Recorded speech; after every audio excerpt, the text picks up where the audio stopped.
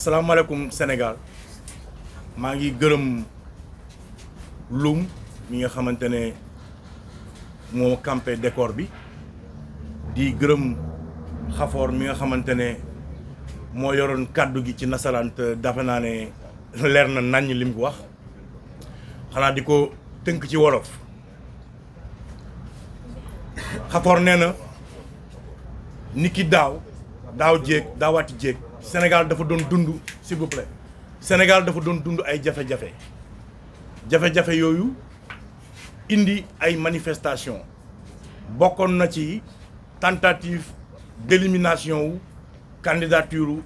Pastef Ousmane Sonko en question ba taxoon na ay doomi réew mi ñàkk seen bakkan ay nit ñàkk seen alal ay nit ñàkk seeni cër réew mi nekk ci situation bu doyadi réew yëpp braqué seeni caméra ci suñu dëkk ñu musut yàpp ñu dem ba commission ba ay kii international yi commencé di yëkkati seeni kàddu ci Sénégal naan Sénégal day kenn xamul lu fay xëy ndax armée day ñëw ak ndax lii day ñëw ak yow bi jafe-jafe yooyu yëpp amee Macky Sall xëy indi ab loi tuddee ko loi wu amnistie ñëpp àddu ci ne ko lii baaxul bugguñu ko parce que nag duñu nangu ay jëf xew ci réew mi nit ñi ñàkk seen bakkan ñàkk seen i cër ñàkk seen alal état bi ñàkk alal lépp loolu ngeen ne daal da ngeen koy xëy mu ne furaas ñëpp taxaw ne ko lii ànduñu ci mu force ko quand même parce que boobu dafa amoon lu ñu woowee majorité mécanique ba ñu voté loi boobee bi ñu ko voté déjà ci biir hémicycle bi laataa ñu ko voté ñi nga xamante ne ñoo féetee woon Pastef jamono jooju nekkoon opposition ne ñoom ànduñu ci ba sax voté wuñu ko qui puisé bi ñu génnee kaso ñu campagne wax ne loolu bokk na ci seen ay kii majeurs yi ñu war a def daanaka législative yi loolu rek moo nekkoon mot d'ordre bi parce que Ousmane Sonko bi mu demee Ziguinchor wax na ko feddaliwaat na ko bi mu ñëwee biir hémicycle bi ne leen ne ñu dem ñun ñëpp ñu wuy ji waa léegi ñu xëy Amadou Ba di proposer ay loi nan day interpréter loi boo xam ne yow d'accord ci woon yow loo xam ne àndoo ci woon voté ko kon nga ne da nga koy interpréter ay tappale la faut arrêter ay tappale la dañu ne ñun nag sénégalais yi politiciens yi du ñu téye en otage ba di ñuy fontoo suba ak ngoon guddeeg bëccëg ñu ñuy foyee saa bu mu leen arrangé du ngeen xëy contre benn mbir tey ngeen nekk au pouvoir ñëw ne da ngeen di xool ni ngeen koy interpréter loo xam ne yéen d'accord leen ci woon loolu mooy lan loolu xel mën na ko nangu su nekkoon benn Modou Ndiaye boo xam ne sax bokkuloon ci hémicycle ba lay passé ñu ne waaw mais koo xam ne yow bokkoon nga ci ne ñu man du ma ko voté yow yaay ñëw di ñu proposer loi boo xam ne da nga ñuy expliquer la nga nangul woon a voté c'est quoi ça ñun aussi tamit sénégalais yi dañu sonn quoi qu'on nous respecte symbole justice balance la Amadou Ba sa loi bi nga tëgg da nga ne léegi symbole justice fas bu ñu jatang ngalab ko la benn côté lay xool loolu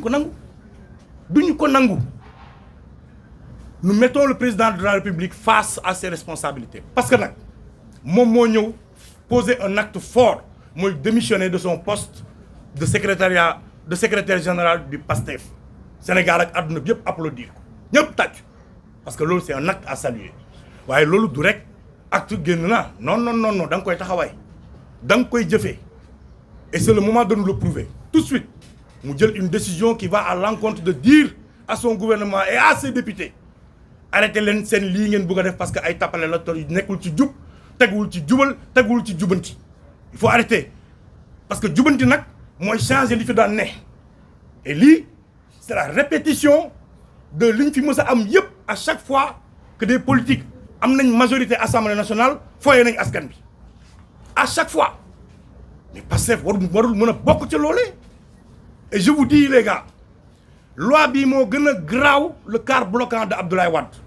et j'appelle les Sénégalais à être prêts à se tenir prêts les forces vives de la nation nañu xam ne cette loi là lu mu laaj dinañ ci taxaw xeex ko nous mettrons les députés face à leurs responsabilités député Pastef comme député de l'opposition ngeen jël seen responsabilité que cette interprétation là bu mu jàll parce que ñun même bu fekkee ne bannière Pastef ngeen demee wala bannière APR wala bannière ku mu mënti doon askan bi ñoo leen yóbbu assemblée nationale fàttaliku leen ko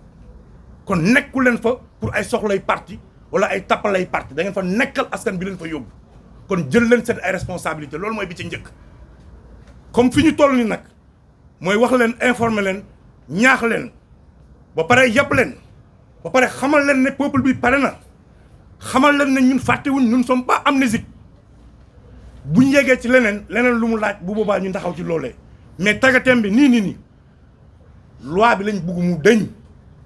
amul interpréter amul expliquer amul waxee ko neneen amul jaaree ko beneen yoon amul raccourci loi bi na tëb te loolu la sénégalais yi bëgg loolu ngeen campagne loolu ngeen dig sénégalais yi loolu ngeen ñu wax def leen ko loolu mooy jub loolu mooy jubal loolu mooy jubanti su ngeen ko deful yéen a ngi ca leneen te vous aurez toujours le peuple en face à commencer par Y'en a marre et loolu dañu bëgg mu leer kenn duñu foyee donc loolu lañ bëggoon a wax ci ay kàddu di wax ne ñu ngi leen di jox micro bi comme ça ngeen am seen i laaj ñu tënk ko incha allah jërë ngeen jëf. am na benn ok.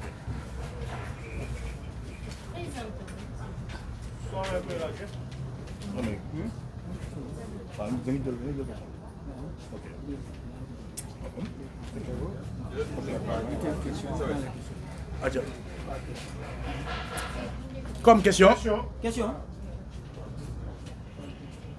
Ok, salaamaaleykum. Aca bismillah. Ok, salaamaaleykum tout le monde. Di nuyu nekk ci président bi yëpp nuyu la presse. C'est pas de Seneweb. Comme ni nga ko waxee Thiat. bu fekkee dañoo dem ba ñoom defee ko ñoom ni ngeen ko bëggee yéen maanaam am na si pour mu nekk boo xam ne pour ñëpp lay doon lan mooy nekk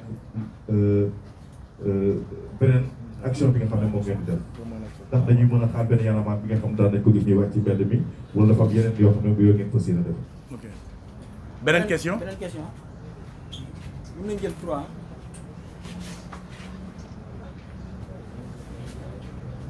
amul beneen question. d'abord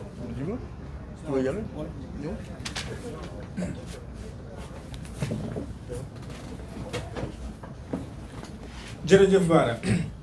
fii ñu toll réitérer la position de Y'en a marre la ci loi bi d'abord muy fàttali ne mësuñu cee ànd beneen bi aussi rappeler Pastef ay promesse am mooy abroger la loi mësuñoo wax waxu interprétation mësuñoo wax waxu abrogation partielle foofu lañ ci yam fii mu toll loi bi dafay suivre procédure àgguñ sax ci vote ba ci xëy na promulgation wala ba xam conseil constitutionnel dina ci am yoon ñu ngi topp loolu di ko suivre étape bu ñu ci topp lépp li nga xam ne war nañ ko ci poser comme acte en tant que mouvement Y'en a marre on appréciera te dinañ ko poser comme acte mais jàppal ni Y'en a marre mu ngi ci te dina ci bàyyi ay gëtëm ak i noppam lépp lu ci war ci loi bi.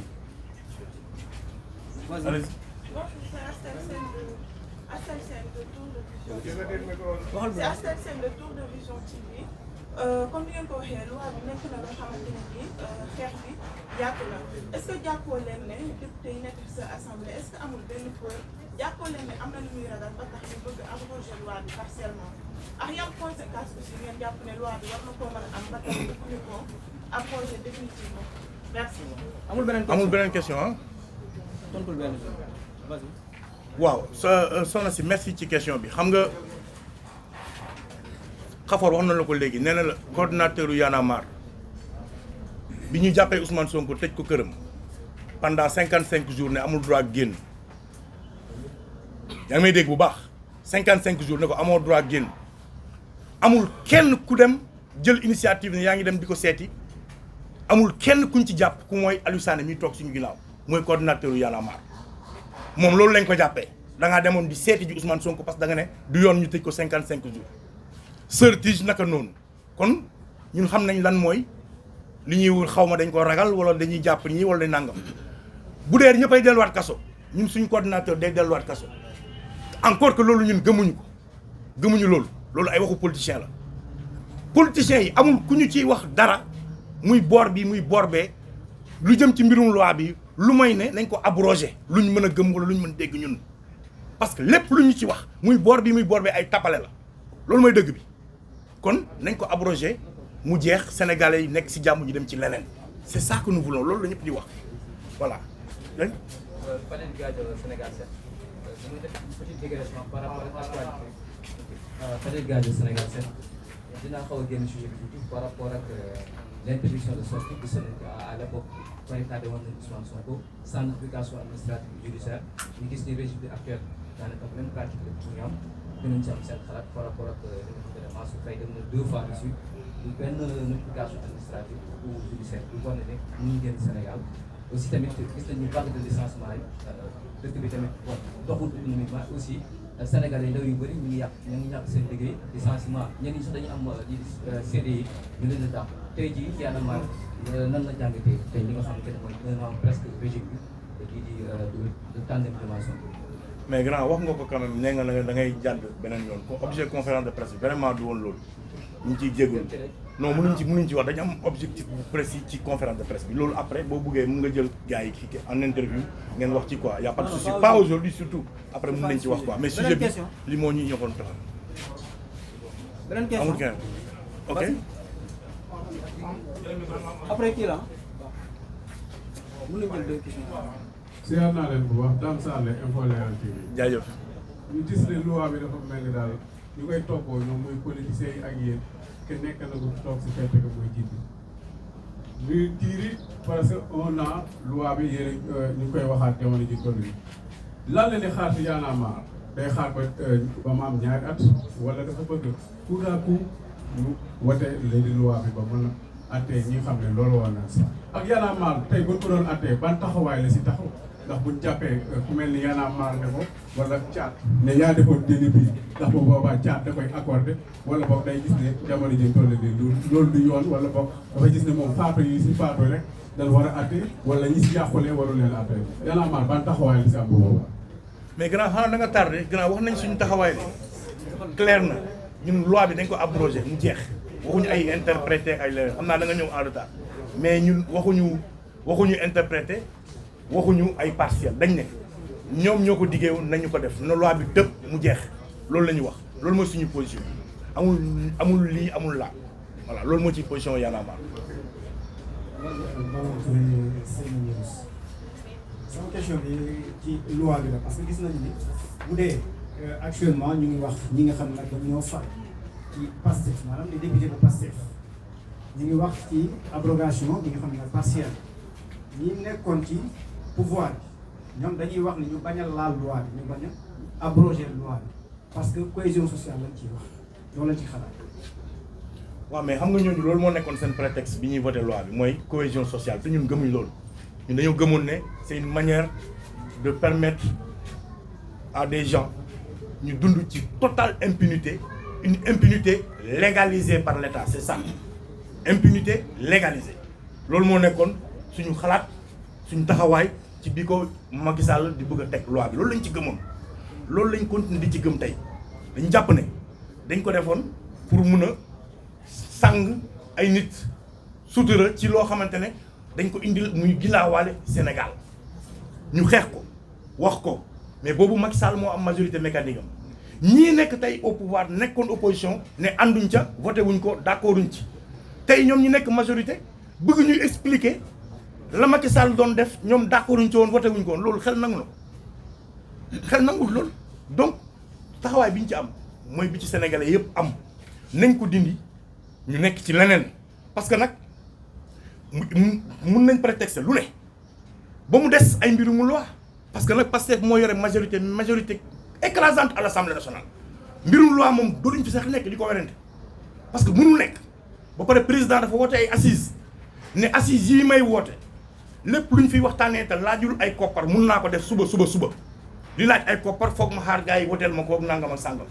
waaye mais jëm bind abroger loi bi dafa laaj ay koppar laajul ay koppar